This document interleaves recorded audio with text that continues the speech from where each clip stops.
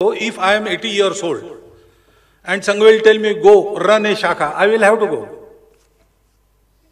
I cannot say I have completed 75 years, I want to enjoy the retirement benefits. No, there is no benefit in Sangha.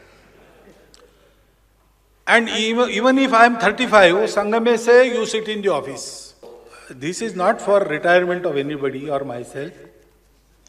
We are ready to retire any time in the life.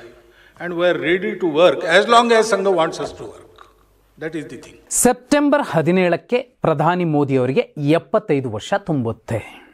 ವಿಪಕ್ಷಗಳು RSS ಮುಖ್ಯಸ್ಥ ಮೋಹನ್ ಭಾಗವತ್ ಅವರ ಒಂದು ಹೇಳಿಕೆಯನ್ನು ಇಟ್ಕೊಂಡು ಸಾಕಷ್ಟು ವಿಮರ್ಶೆಯನ್ನು ಮಾಡ್ತಿದ್ರು.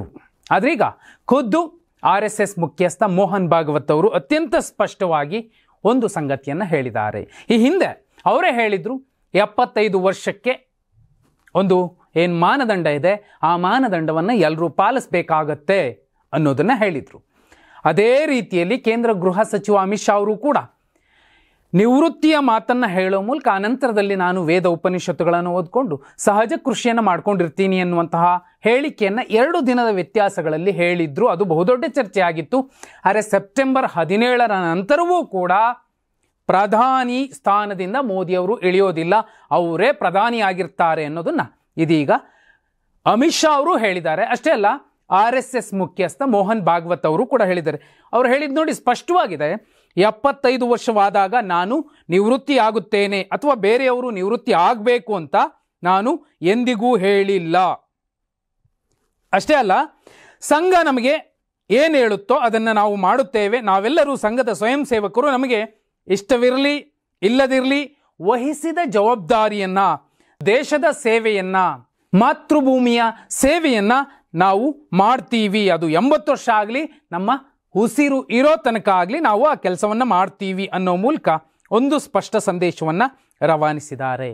ವಿಶೇಷ ಅಂದರೆ ವಿಪಕ್ಷಗಳು, ಅದರಲ್ಲೂ ಮುಖ್ಯವಾಗಿ ಆಮ್ ಆದ್ಮಿ ಪಕ್ಷದ ಮುಖ್ಯಸ್ಥ ಅರವಿಂದ್ ಕೇಜ್ರಿವಾಲ್ ಅವರು ಹೇಳಿದರು, ಮೋದಿ ಅವರು ಮುಂದಿನ ವರ್ಷ ನಿವೃತ್ತಿ ಆಗ್ತಾರೆ, ಅವರು ಅಮಿತ್ ಶಾ ಅವರನ್ನು ಪ್ರಧಾನಿ ಮಾಡಲು ಮತ ಕೇಳುತ್ತಿದ್ದಾರೆ ಎನ್ನುವಂತಹ ಮಾತನ್ನು ಹೇಳಿದರು. ಇದಿಷ್ಟೇ ಅಲ್ಲ, ಈ ಹಿಂದೆ ಕೂಡ ಹಿರಿಯರು ಲಾಲಕೃಷ್ಣ ಅಡ್ವಾಣಿ ಅವರನ್ನು, ಮುರಳಿ ಮನೋಹರ್ ಜೋಶಿ ಅವರನ್ನು ವಯಸ್ಸಿನ ಮಾನದಂಡವನ್ನು ಮುಂದಿಟ್ಟು ಅವರನ್ನು ಹಿಂದಿನ ಸಾಲಲ್ಲಿ ಮಾರ್ಗದರ್ಶಕ ಮಂಡಳಿಯ ಸಾಲಲ್ಲಿ ಕೂರಿಸಿದ್ರು ಅನ್ನುವಂತಹ ಪದೇ ಪದೇ ವಿಪಕ್ಷಗಳ ಮಾತು ಮತ್ತು ಅದೇ ಮಾನದಂಡ ಈಗಲೂ ಅನ್ವಯಿಸುತ್ತಾ ಅನ್ನುವಂತಹ ಒಂದು ಚರ್ಚೆ ಎಲ್ಲವೂ ಕೂಡ ಪ್ರಧಾನಿ ಸ್ಥಾನದಿಂದ ಮೋದಿಯವರು ಇಳಿತಾರೆ ಅನ್ನುವಂತಹ ಚರ್ಚೆಗೆ ದಾರಿ ಮಾಡಿಕೊಟ್ಟಿತ್ತು. ಆದರೆ ಸೆಪ್ಟೆಂಬರ್ 17 ನಂತರವೂ ಕೂಡ ಪ್ರಧಾನಿ ಮೋದಿಯವರು ಆ ಸ್ಥಾನದಿಂದ ಕೆಳಗಿಳಿಯೋದಿಲ್ಲ. ಎಷ್ಟು ವರ್ಷ ಸಾಧ್ಯ ಆಗುತ್ತೋ ಅಷ್ಟು ವರ್ಷ ಮಾತೃಭೂಮಿಯ ಸೇವೆಗೆ, ಈ ದೇಶದ ಸೇವೆಗೆ ಅವರು ಮೀಸಲಿರ್ತಾರೆ ಅನ್ನೋದನ್ನು ಈಗ BJPಯ ನಾಯಕರು ಮತ್ತು RSSನ ಮುಖ್ಯಸ್ಥರು ಕೂಡ ಒಂದು ಸ್ಪಷ್ಟವಾದ ಸಂದೇಶವನ್ನು ರವಾನಿಸಿದ್ದಾರೆ. ಇದೇ ಸಂದರ್ಭದಲ್ಲೇ ಮಹಾರಾಷ್ಟ್ರದ ಮುಖ್ಯಮಂತ್ರಿ ದೇವೇಂದ್ರ ಫಡ್ನವೀಸ್ ಅವರು ತೀಕ್ಷ್ಣವಾಗಿ ಒಂದು ವಿಚಾರ ಹೇಳಿದರು, 2029ರಲ್ಲೂ ಕೂಡ ಮೋದಿಯವರೇ ಪ್ರಧಾನಿ ಆಗ್ತಾರೆ ಅಂತ ಹೇಳಿದರು.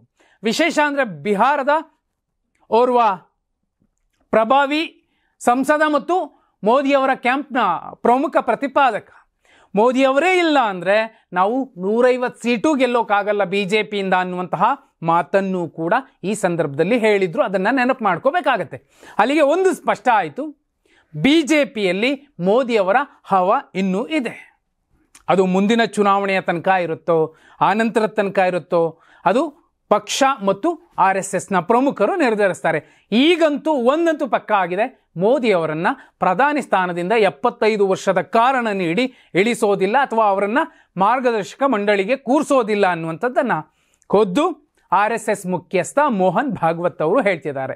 ಒಂದು ವೇಳೆ ಮೋದಿಯವರ ನೇತೃತ್ವವೇ BJPಗೆ ಇಲ್ಲ ಅನ್ನೋದಾದರೆ ತುಂಬ ಕಡಿಮೆ ಸ್ಥಾನಗಳನ್ನು BJP ಪಡೆಯುತ್ತೆ. ಕಮೆಂಟ್ ಮಾಡಿ.